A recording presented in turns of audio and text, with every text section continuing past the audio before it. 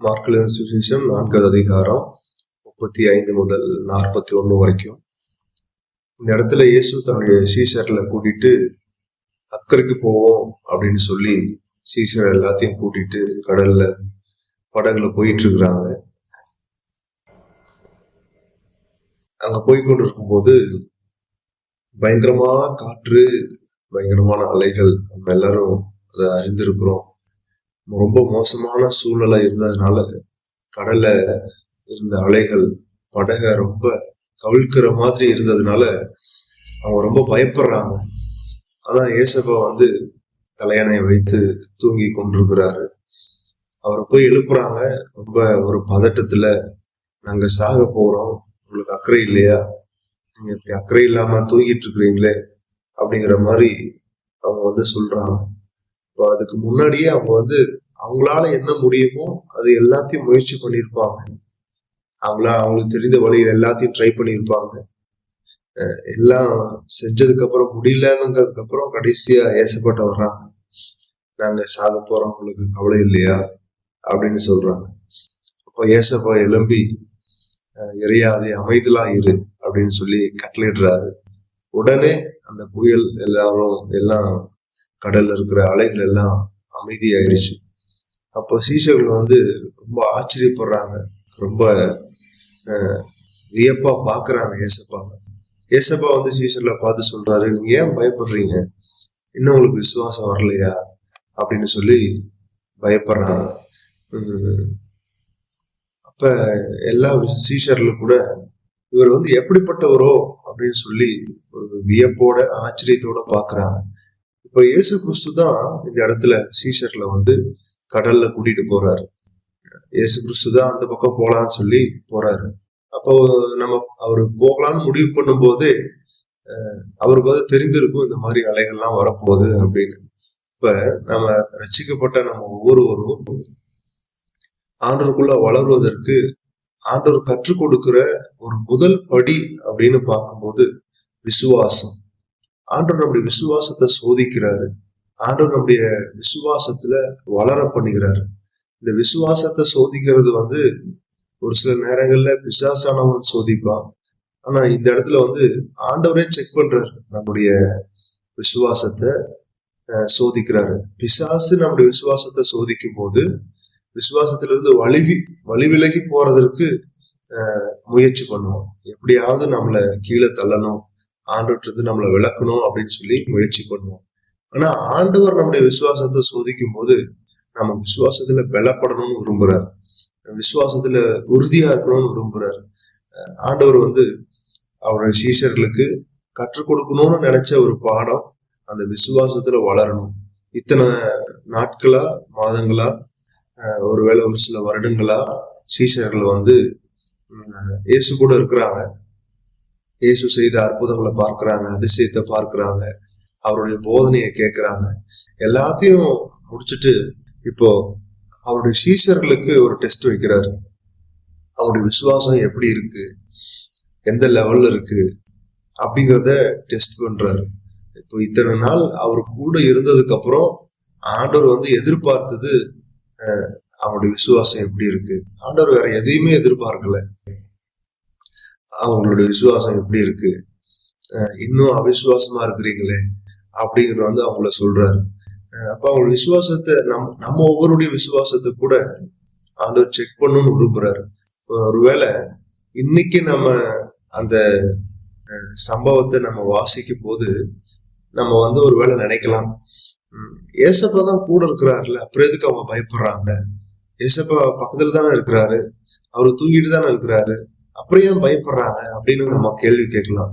அந்த சூழ்நிலையில அவ்வளவுதான், வாழ்வா சாவா அப்படிங்கிற மாதிரி ஒரு சூழ்நிலையை அவங்க பார்க்கும்போது ஏசப்பா கூட இருக்கிறாரு அப்படிங்கிற ஒரு தைரியம் இல்லாம போயிடுச்சு.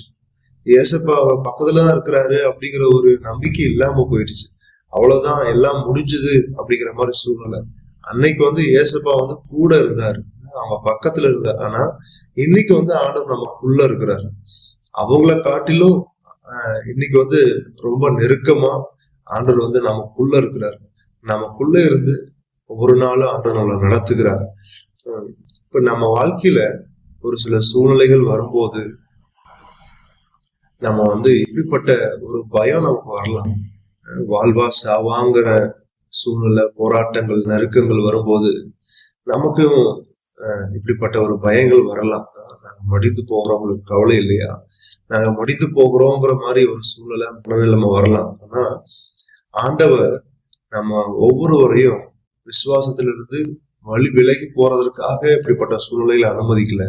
எப்படிப்பட்ட காரியமா இருந்தாலும் ஆண்டவர் நம்மகிட்ட எதிர்பார்க்கிறது நம்முடைய விசுவாசத்துல நம்ம பலப்படணும். கர்த்தர் இருக்கிறார் அப்படிங்கிற ஒரு தைரியம் நமக்கு வரணும். கர்த்தர் பார்த்து கொள்வார் அப்படிங்கிற ஒரு விசுவாசம் நமக்குள்ள வரணும்.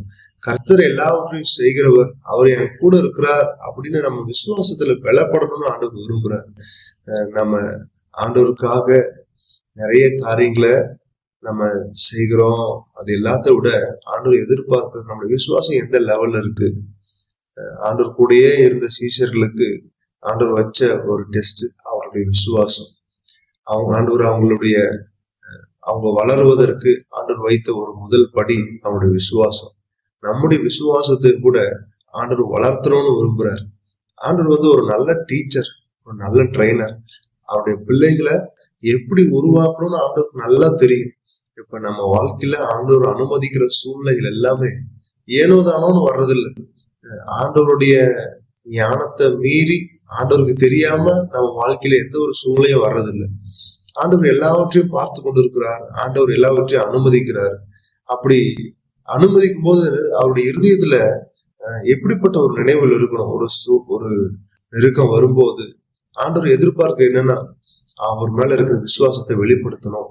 அவர் மேல இருக்கிற அந்த விசுவாசத்தை பார்க்கணும். என் பிள்ளைங்க விசுவாசத்துல வளர்ந்துருக்கிறாங்க அப்படிங்கிறத பார்க்க ஆண்டவர் விரும்புறார். ஆண்டவர் ஆசைப்படுறார். நம்முடைய விசுவாசத்தை ஆண்டவர் கனப்படுத்தணும்னு விரும்புறார். நம்முடைய விசுவாசம் எந்த லெவல்ல இருக்கு? ஒருவேளை நம்ம அதிகமா ஜெபிக்கிறவங்களா இருக்கலாம், வேதம் வாசிக்கிறவங்களா இருக்கலாம், ஊழியம் செய்யறவங்களா இருக்கலாம், ஆராதனைக்கு தவறாம வர்ற ஒரு கூட்டமா இருக்கலாம். ஆனா நம்முடைய விசுவாசத்தின் அளவு எப்படி இருக்கு? நம்ம எந்த அளவுக்கு ஆண்டவர் மேல நம்பிக்கையா இருக்கிறோம்? கர்த்தர் நடத்துவார் அப்படிங்கிறதுல எந்த அளவுக்கு நம்ம நம்பிக்கையா இருக்கிறோம்? சூழ்நிலைகள் ரொம்ப மோசமா இருக்கலாம். அவ்வளவுதான் முடிஞ்சது, இதுக்கு மேல முடியாது அப்படிங்கிற மாதிரி சூழ்நிலைகள் இருக்கலாம். ஆனா நம்முடைய படகை ஓட்டி கொண்டிருக்கிற ஒரு கர்த்தர், நம்ம வாழ்க்கைய நடத்தி கொண்டிருக்கிற ஒரு கர்த்தர், அவர் தான் இது வரைக்கும் நம்ம நடத்தி வந்திருக்கிறாரு. இனிமேலும் நடத்த போறதும் அவர் தான். ஆண்டவர் நம்ம ஒவ்வொருவரும் விசுவாசத்துல வளர்ந்தவங்களா இருக்கணும்னு ஆண்டவர் விரும்புறாரு. நம்ம விசுவாசத்தை பார்க்கணும்னு ஆண்டவர் விரும்புறாரு. நம்ம இந்த நாட்கள்ல ஒருவேளை அப்படிப்பட்ட சூழ்நிலைக்குள்ள நம்ம ஏற்கனவே போயிருக்கலாம், அல்லது போய்கொண்டு இருக்கலாம், அல்லது இனிமேல அப்படிப்பட்ட சூழ்நிலை நமக்குள்ள வரலாம். ஆனா நிச்சயமா ஆண்டவர் நம்மளை நம்புவாரு, ஆண்டவர் நம்மளை நேசிக்கிறாரு. அப்படின்னா நம்ம எல்லாருக்குள்ளயும் இப்படிப்பட்ட ஒரு சோதனைய, இப்படிப்பட்ட ஒரு டெஸ்ட நம்ம வாழ்க்கையில கர்த்தர் நிச்சயமா வைப்பார். ஒருவேளை இப்படிப்பட்ட நெருக்கங்கள் மூலியமா வரலாம், அல்லது வேற ஏதாவது விதமான போராட்டங்கள் மூலியமா வரலாம், ஆண்டவர் விட்டு போகணுங்கிற மாதிரி சூழ்நிலைகள் வரலாம். இது எல்லாத்தையும் தாண்டி சகிச்சு நிலைச்சிருக்கிறவங்க தான், கடைசி வரைக்கும் இருக்கிறவங்க தான் உண்மையா ரட்சிக்கப்படுவாங்க. நம்ம எந்த விதமான சூழ்நிலையிலையும் நம்முடைய கண்களை வேற இடத்துல, வேற பொருட்கள் மேல வைக்காம, ஒருவேளை இந்த இடத்துல வாழ்வா சாவாங்கிற மாதிரி போராட்டம் இருந்துச்சு, இன்னும் ஒரு சில நேரங்கள்ல ஆண்டவரை விட வேற ஏதாவது காரியம் முக்கியம் அப்படிங்கிற மாதிரி சூழ்நிலைகள் வரலாம், வேற ஏதாவது பொருட்கள் முக்கியம் அப்படிங்கிற மாதிரி சூழ்நிலைகள் வரலாம். ஆண்டவர் எல்லா விதத்திலயும் டெஸ்ட் பண்றார், நம்மளை செக் பண்ணிக்கொண்டே இருக்கிறார். நம்ம எந்த அளவுக்கு இருக்கிறோம் அப்படிங்கிறத ஆண்டவர் செக் பண்ணிக்கிட்டே இருக்கிறார். கடைசி வரைக்கும் நம்முடைய விசுவாசத்தை காத்து கொள்றவங்களுக்கு தான் அந்த நித்திய ஜீவ கிரீடத்தை, அந்த பரலோக மகிமை ஆண்டவர் கொடுக்கிறார். இந்த உலகத்துல ஒரு உலக பிரகாரமான விளையாட்டுகள்ல அந்த போட்டிகள் நடத்தி கொண்டே இருக்கிறாங்க. ஒவ்வொரு லெவலா போட்டிகள் நடத்தப்படுது. ஒவ்வொரு லெவல்லையும் அவங்க ஃபர்ஸ்டா இருக்கிறாங்க, பெஸ்டா இருக்கிறாங்க அப்படின்னு ப்ரூவ் பண்ண அடுத்த லெவலுக்குள்ள அவங்க போவாங்க உலக பிரகாரமான விளையாட்டுகள்ல. அடுத்த லெவலுக்குள்ள போவாங்க. அப்படி ஒவ்வொரு முறை அவங்க வந்து பெஸ்டா இருக்கிறாங்க நிரூபிச்சா மட்டும்தான் அடுத்த லெவலுக்கு போக முடியும். உதாரணத்துக்கு ஒரு ஓட்டப்பந்தயம் இருக்குன்னா முதல்ல சின்ன லெவல்ல இருந்து ஆரம்பிப்பாங்க. அப்படி ஒவ்வொரு லெவல்லையும் அவங்க ஜெயிக்கணும். ஜெயிச்சாதான் அடுத்த லெவல் போக முடியும். இப்போ உலக பிரகாரமான அழிந்து போகக்கூடிய ஒரு கிரீடத்திற்கு, ஒரு பரிசுக்கு இவ்வளவு டெஸ்டிங் இருக்கும் அப்படின்னா, அழிந்து போகாம இருக்கிற ஒரு நித்திய வாழ்க்கைக்கு நம்ம வந்து அவ்வளவு ஈஸியா போயிட முடியாது. சரியான நபர்கள் தான் ஆண்டவர் கொண்டு போக போறாரு. சரியான நபர்கள் தான் அந்த பரலோகத்துல இருக்க போறாங்க. அதனால இந்த சோதனைகள் வரும்போது, நெருக்கங்கள் வரும்போது, இக்காலத்து பாடுகள் நமக்கு என்ன செய்ய முடியும் அப்படின்னு பரம அழைப்பின் பந்தய பொருளுக்காக நம்ம லக்கை நோக்கி நம்ம பொறுமையோடு ஓட தேவையான பலனை கர்த்தர் நம்ம கொடுப்பாராக. கர்த்தர் நம்ம கொடுப்பாராக. இயேசு வந்து சீசர்ல பார்த்து சொல்றாரு, நீங்க ஏன் பயப்பட்டீங்க? ஏன் பயப்பட்டீங்க? இது வந்து சம்பந்தமில்லாத ஒரு கேள்வி மாதிரி இருந்திருக்கும் அவங்களுக்கு. என்ன கேள்வி இது? சூழ்நிலைகள் இப்படி இருக்கு, இதுக்கு மேல நம்பிக்கையே இல்லை அப்படிங்கிற மாதிரி சூழ்நிலைகள் வருது. ஆனா ஆண்டவராக இயேசு கிறிஸ்து வந்து கேட்கிறாரு, ஏன் பயப்பட்டீங்க? இந்த இடத்துல எந்த ஒரு மனுஷனா இருந்தாலும் பயப்பட்டிருப்பான். அப்படிதான் சூழ்நிலைகள் இருக்குது. இது வந்து கடலுக்கு நடுவுல இருக்கிறோம். நம்முடைய பலத்தை நம்பி இருக்கவே முடியாது. கடல் எப்படிப்பட்ட ஆளா இருந்தாலும் கவிழ்த்து போட்டுரும். இதுல ஏன் பயப்பட்டீங்கன்னு கேக்குறது வந்து ஒரு அர்த்தமே இல்லாத மாதிரி கேள்விதான். ஆண்டவர் வந்து அப்படிதான் அவருடைய பிள்ளைகள் இருக்கணும்னு விரும்புறாரு. ஒரு முரட்டு விசுவாசத்தோட அவருடைய பிள்ளைகள் இருக்கணும், அவருடைய பிள்ளைகளாகி நம்ம இருக்கணும்னு விரும்புறாரு. நம்மள ஒவ்வொரு நாளும் கர்த்தரே நடத்திட்டு வர்றாரு. எல்லாவற்றையும் கர்த்தர் பார்த்து கொண்டு இருக்கிறாரு. இது வரைக்கும் நடத்தினவர் இனிமேலும் நடத்துவதற்கு போதுமானவரா இருக்கிறாரு. எந்த நேரத்திலையும் எந்த சூழ்நிலையிலும் ஆண்டவருக்குள்ள இருக்கிற அந்த விசுவாசத்தை இழந்துடாம, அந்த நம்பிக்கை இழந்துடாம, கர்த்தருக்குள்ள பொறுமையோட வளருவதற்கு, முன்னேறுவதற்கு தேவன் தாமே நம்மை பலப்படுத்துவாராக. இந்த உலக பிரகாரமா நம்முடைய பெற்றோர்கள் ஒவ்வொரு வயசு வரும்போதும் ஒரு நிலையை பார்க்கணும்னு விரும்புவாங்க. ஒவ்வொரு வளர்ச்சியை பார்க்கணும்னு விரும்புவாங்க. சரியான வளர்ச்சி இருக்கணும்னு விரும்புவாங்க. அது மாதிரி ஆண்டவரும் நம்முடைய ஆவிக்குரிய வாழ்க்கையில ஒரு வளர்ச்சி எதிர்பார்க்கிறார். நம்ம குழந்தைகளாவே இருக்கக்கூடாது. ஒவ்வொரு சின்ன சின்ன காரியத்தையும் அழுகிறவங்களா, பயப்படுறவங்களா, கேள்வி கேட்கிறவங்களா நாம் இருக்கக்கூடாது. சந்தேகப்படுறவங்களா இருக்கக்கூடாது. எல்லா சூழ்நிலையிலும் ஆண்டவர் மேல விசுவாசத்தை வைத்து அவரையே நம்பி இருக்கணும், அவரையே சார்ந்து இருக்கணும் அப்படின்னு ஆண்டவர் விரும்புறாரு. ஆண்டவர் எதிர்பார்க்கிறார். நம்ம ஒவ்வொருவர்கிட்டையும் ஆண்டவர் விசுவாசத்தை எதிர்பார்க்கிறார்.